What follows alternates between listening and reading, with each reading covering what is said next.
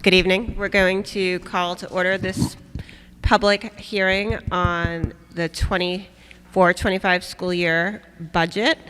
We're going to start with a brief presentation from Mr. Dunn. We'll make it really brief because I think half the audience saw it already on Monday.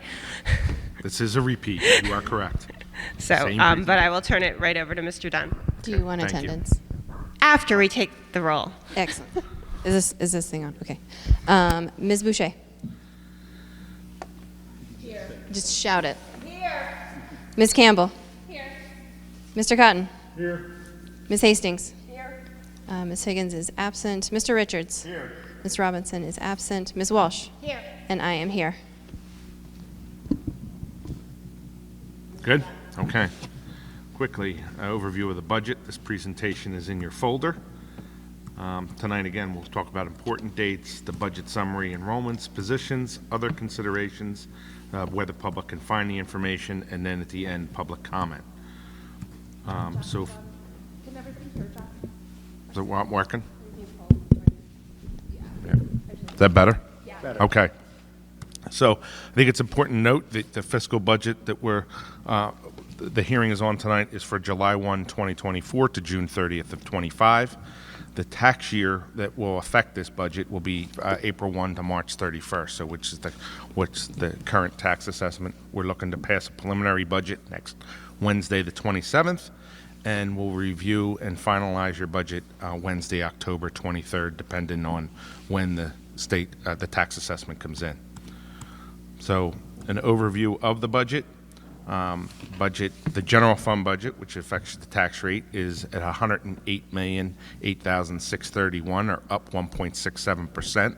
The total budget, including all funds, food service, and grants, is about $115 million. This is a summary of expenses by object.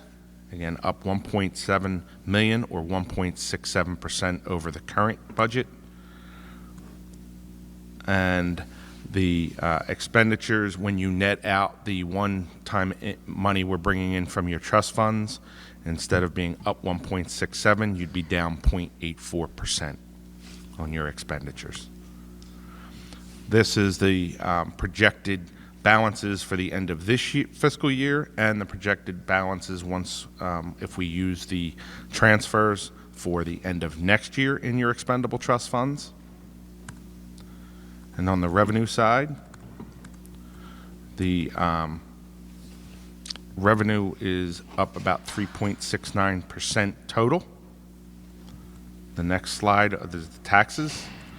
We're looking at a 44-cent increase, or a 3.23% increase on the state side, which is just a warrant article that is given to us. That'll go up about 2 cents, or 1.27%. So when you combine the local and state, it is 3.03%, or 46 cents. So we estimate on a $300,000 home about $138 increase. The budget that was presented on the 7th, and this is the projected tax impact of the posted budget. Enrollments. There has been discussion at the elementary level of enrollments. There was a handout provided on Monday night and various other meetings, and there's a handout at the end of that table as well. The positions that are in the budget are the ones listed above. These are accounted for again in the budget. In addition, there is a contracted service with the City of Concord for a school resource officer to be located at Runlet Middle School. Positions still being debated that are not in this budget are math interventionists at elementary and middle school, as well as world language teachers at the middle school, and a request by the board for the value of a floater nurse. One thing I think that's important to note over the years, with the work that the board has done in working with its collective bargaining agreements and unaffiliated staff, we're looking at about a $4 million cost avoidance. If you were to take the existing staff and apply the current contributions The plan that we were on before migrating would be about $4 million more, or a 5.72% additional taxes just for health insurance. Other considerations as the board debates the budget. They have negotiations with several groups. There is discussion in the courts and at the State House on adequacy.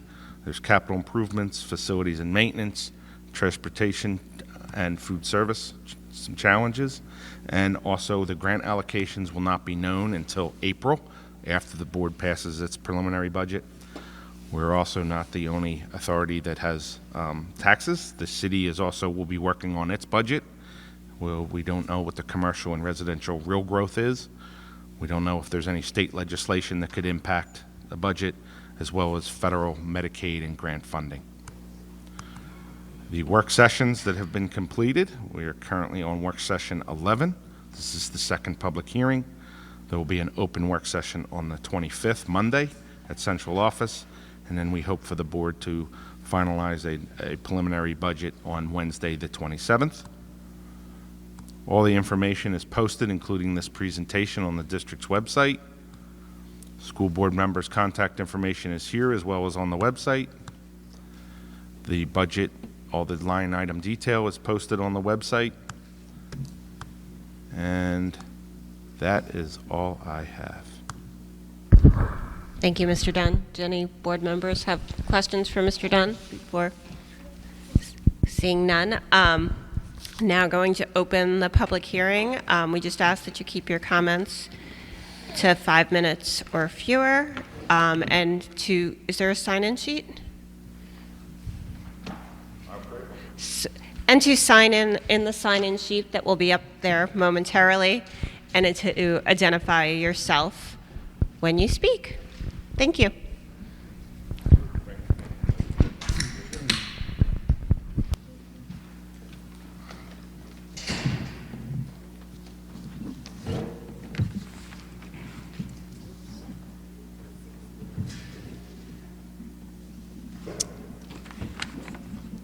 Good evening. Can you hear me?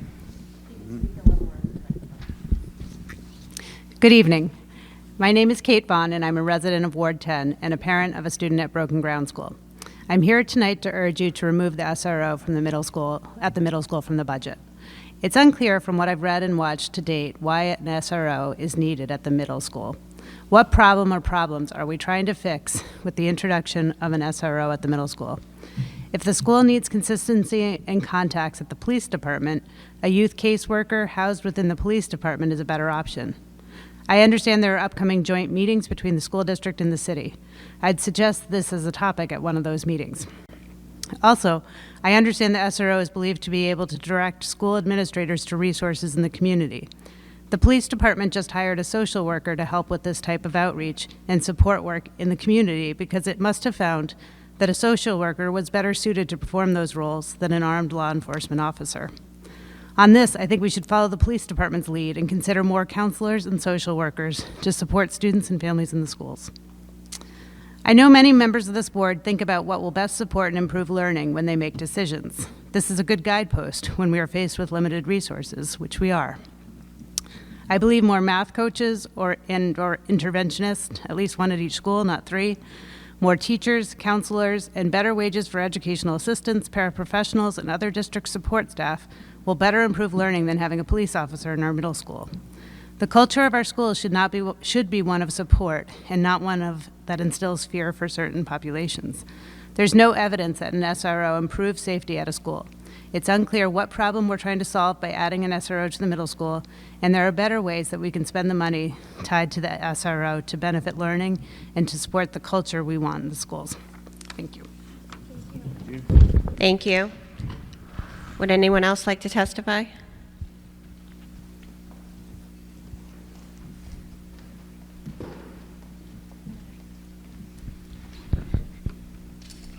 Good evening. My name is Andrew Rice Hawkins. I'm a resident of Ward 10. I'm also here to testify about the SRO position. Similar to the previous comments, I don't think that we have a clear indication of why this position is needed, but more to the point, I'm concerned that the school board had a task force just a couple of years ago, and there was a lot of public conversation, a lot of data review, and a lot of discussion about whether or not we should have a school resource officer at the middle school. The community was pretty upfront that we didn't think that that was the best use of our resources. And in fact, that task force had several other recommendations that have not yet been implemented. It would be a much better use of the school board's time to review those policy recommendations and make sure that we're implementing what the task force came up with before reinventing the wheel here and coming back to a conversation that this community just had. Similarly, I think if you look at the data that was discussed during that time period, you'll see that not all students, particularly students of color, feel comfortable with the school resource officer being present in the school, and that some of the things that we're talking about that this role may encompass would be better used with additional mental health support services or other things of that nature. Lastly, I know school resource officers sometimes come up in a conversation about public safety. I will say that the state over the last several years has had a lot of money to do safety improvements to the schools, including hardening schools. But at the end of the day, adding a school resource officer, the data bears out nationally, does not actually deter gun violence in the school. So if that comes up as a point of conversation, I'd be happy to provide more background and data on that. But several public health journals on juvenile health have indicated that, and there's a broad body of study that has looked into that issue as well. So in the absence of any really clear community discussion asking for this, or for any reasons within the school that cannot be addressed in other ways, I would really discourage us from spending taxpayer dollars on something that the community and your own task force has already asked us not to pursue. Thank you. Thank you, and thank you for signing in. Would anyone else like to testify? You can come up. Just ask that you sign in as well as introduce yourself and speak into the microphone. All right. Hi, my name is Roger McNitus. I live in Ward 3. I have spent my career in public education, have worked in schools with resource officers, and I'm here I didn't prepare anything, but just here to say that I'm opposed to adding this position at the middle school. Not only for economic reasons, but for educational and psychological reasons for this age group. That is a position that really is not necessary. I'm not quite sure where the push for this position is coming from. I'm kind of late to this issue, having read about it in the paper this morning, but I certainly wanted to show up tonight and express my strong opinion against putting a resource officer in the middle school. It's a very delicate age, and the intimidation that might occur, or potentially the situations that could easily escalate out of control, as I saw in my own experience in the classroom, where a resource officer came in and really exploded in a situation rather than calm the situation. So I am, and I did spend all my years teaching over in Pembroke at Pembroke Academy, so 33 years there. So I have been around that position in a public high school. I didn't agree with it being there. Most of the time we weren't quite sure what this person was doing, what their role was, and I don't think we have a clear handle on what the role would be here in Concord either. You can always find things for people to do, but that's not the best use of our resources and our tax dollars, especially this year where the tax bills are due, as we all know, in a couple of weeks, and we've got a sizable increase in the uncertainty about the middle school and the impact that's going to have. There really isn't a time to add what I consider to be maybe a nice have, but really not needed in this school district. Thank you. Thank you for coming to testify. Is there anyone else who would like to testify?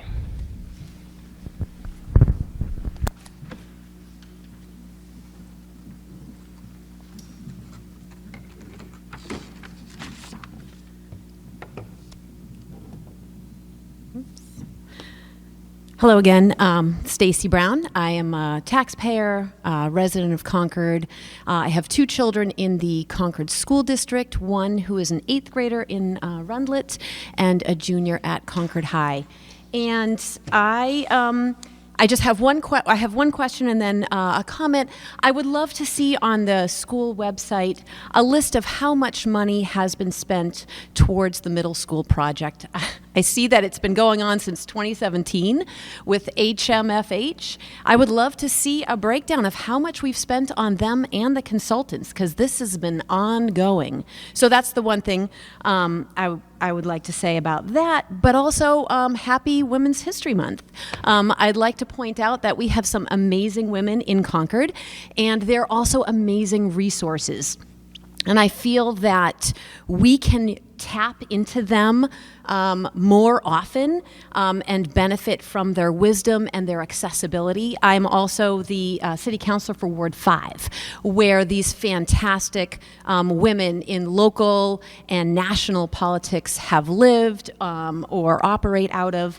So I just like to recognize Sylvia Larson lives in Ward 5, Mary Jane Wallner, who served at the State House for 44 years, Tara Reardon is the Merrimack County Commissioner, Cindy Warmington is current executive counselor, and she's running for governor. And I wanted to bring up these women because they're accessible to middle school students, where middle schoolers, I remember when I was a middle school teacher, they're starting to think beyond just themselves. They're becoming independent thinkers. So it's really exciting and important that they have access to other ideas and resources and people. And Rundlet is exactly a mile and a half from the State House. It's a mile and a half from our city library, which has hours that are open longer than either the Heights branch or the Pennacook branch. So these are resources that are wonderful for our students. And we can also, so how wonderful would that be for these students to walk to the State House to participate or to observe the politics that are happening, that are impacting them now. And we can actually have an impact on those decisions that are being made. When you think about Rundlet, it's the only middle school that has that accessibility in all of New Hampshire. So we can actually support those legislators who are making decisions to support our schools. For example, Mary Jane Wallner had a bill, House Bill 541, to increase state building aid. Imagine if we had some of our students testifying or just being there to support her, to show their support for her. How great would that be? That bill was killed in January of this year. So that didn't happen, but we should be paying attention to some of the bills that are out there that will impact us. Senate Bill 342 is going to dismantle building aid, and that is currently in committee, and that's looking at taking $5 million away from state building aid every year until it is depleted. So these are things that I think we should be paying attention to, and we can include our students in this exploration and support of public schools, because I think that's what it is. This is a public school. This is public government, so let's all work together. And I would love to, I know that we talked about a joint committee happening in June, but boy, I would love to start now, because in June, the legislature is going to be done. But what can we do in between that? So that's all I have. Thank you for your time. Thank you for your time. Would anyone else like to testify? Come on up.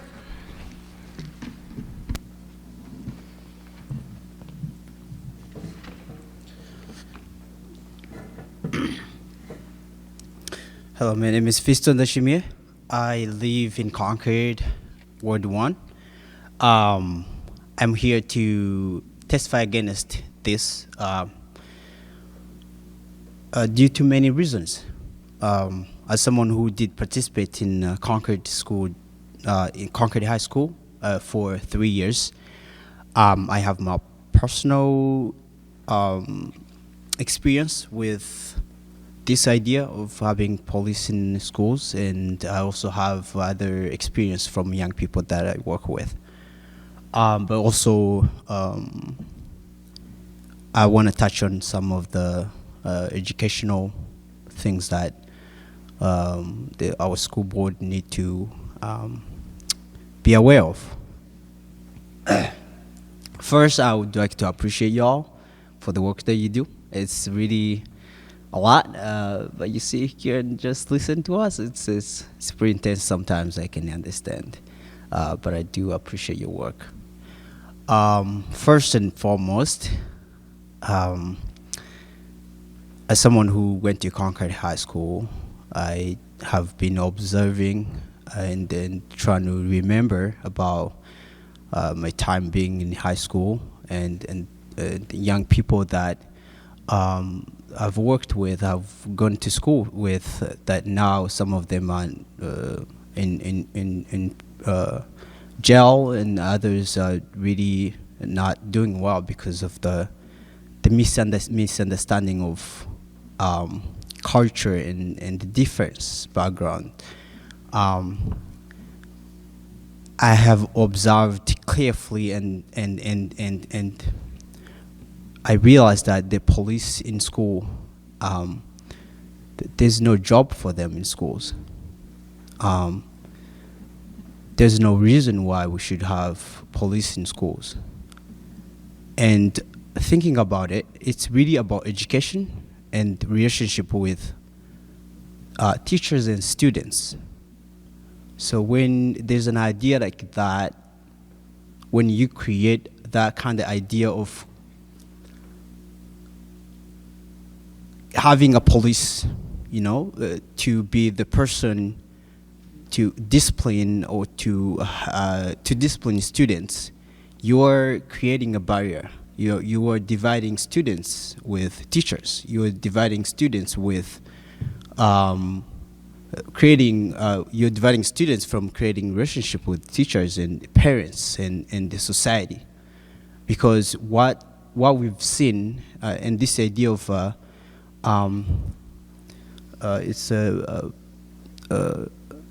just give me a second so I know what I'm talking about. The idea of a school to prison pipeline, I know y'all are familiar with this. We have to think carefully. Let me talk to you a little bit about culture. When I came to the United States, I started participating in high school, Concord High School. I've seen a lot of young people struggling around creating relationship or connecting with teachers, connecting with our officials, with y'all, the school board. But I've realized that it's been really difficult because there's disconnection when it comes to culture. There's a disconnection when it comes to different background, because some of those students are not aware of how the system works, especially in schools, are not aware of how y'all as school administration works, and they're not given that chance to understand or to learn about the connection with the connection about the system and their culture and how they should behave or how they should operate in school. And I'm one of those students, and I feel like I'm the victim of the failing system in school. That we're given a chance to study, but there's no possibility of me connecting with a teacher, because then I'm getting in trouble as a student, as a young person, making those mistakes and having to be punished by a police in school, or having to be talked to by a police, or having to call a police on me, because I've seen that some of the young people go to prison or go to a jail because they made those small mistakes. Now we're creating a barrier of teachers connecting with students, having relationships. We don't have that culture in school because you have believed that the police is the solution in school. It's not. You're disconnecting students, and again, you're not accepting different culture. And when we talk about different culture, I've realized in the United States, there's no sense of that. I realized that I still have trouble understanding what is what's American culture. I still have trouble understanding what is the culture in our schools. So when someone have different culture, different beliefs of how the system functions, because the school doesn't have that, sense of culture, we manipulate, or we manipulate other people's culture because we don't have culture. We don't know how to respect that culture. So one of those issues is having some things like police in school, which really doesn't connect with that, doesn't help, doesn't support those students. But again, this also has a lot to do with education. Instead of focusing on things that are going to help our students to see to understand the future, preparing the future of these students, we are creating some sort of security for the school, for the teachers, to regulate how the students should behave in schools.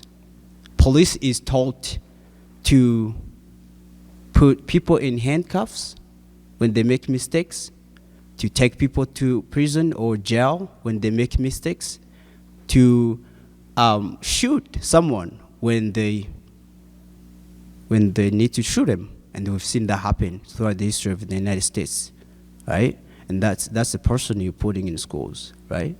That's a huge mistake. Also, You've gone over your time. Can you just finish? Yeah. Thank you. okay, give me 1 minute. Something important that you have to look into is that I've seen a lot of failing when it comes to marginalized communities, students, due to a lot of reasons. One of the reasons is that I haven't seen implementation or implementation of resources that young people needs, students needs, mostly marginalized communities, right? When I went to Concord High School, we used to have a large, I would say a big space for ELO classes, many rooms that we used to engage in conversations, inviting students. We used to talk about racism, discrimination. We used to talk about culture. We used to educate everybody. It used to be a community at the Concord High School that students have found a home that they can all come together and be part of the family in Concord High School. I have learned from that, and that's why I am who I am today, because I found it so helpful and useful. Last year when I participated in a program, there was a program, Leadership Greater Concord, I did a tour. And what I have realized that those old resources, those old spaces were taken due to this implementation of CRTC, which is a greater program. I'm not saying it's a bad program, it's a so important program, but the fact that they have to take advantage of other programs, and we're lacking that, and now students are no longer having a space to communicate and work together and educate the whole school, because it's a culture. That's what I'm saying. That's what I'm talking about. There's a miss opportunity there. So if you think that police is there to help students learn, behave, that's a missed opportunity. What you're doing, if you're going to have the police in middle school, is that you're already putting those students in handcuffs. You're already putting those students in prison, in jail. And we've seen that. I can prove that. I've been seeing students, my friends, that are now some of them are in jail. And I don't want to keep seeing that. And Concord High School has to be a home for these students. And I really want to encourage you, and I want to work with you to make sure that we implement right ideas, right things, right programs to help those students. Thank you so much. Thank you. Did you sign in? Would anyone else like to testify?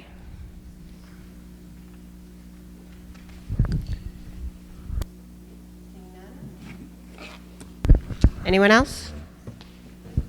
Okay, seeing none, I'm going to close the public hearing. I want to thank Principal Vance for hosting us here at lovely Beaver Meadow. Does anyone from the board have anything else? Just thank you for coming. It really means a lot. Okay, seeing none, I'll take a motion to adjourn. Moved by Ms. Hastings. Is there a second? Second by Ms. Campbell. All in favor? Aye. Any opposed? Any abstentions? Seeing none, the meeting is adjourned.